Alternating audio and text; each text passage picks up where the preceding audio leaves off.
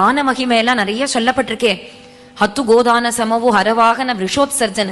10 கோதானம் பண்ணினா ஒரு விஷபதானத்துக்கு சமம்.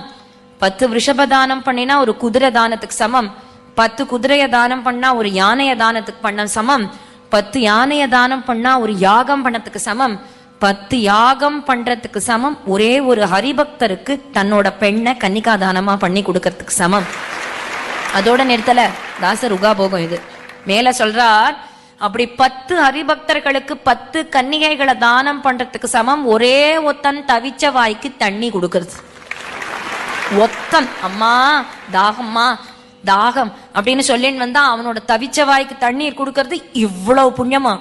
அதுக்கு மேல முடிக்கிறார், அது போல 10 பேருக்கு தண்ணீர் கொடுக்கறதுக்கு சமம் ஒரே ஒருத்தன் அம்மா பசி அப்படின்னு வந்தா ஒரே ஒருத்தனுக்கு சோறு போடுறது புண்ணியத்துக்கு மேல புண்ணியத்துக்கு மேல புண்ணியத்துக்கு மேல ஹையஸ்ட் புண்ணியமா. அதனால நீங்க அன்னதானத்தை எடுத்துக்கலாம். Download ShareChat.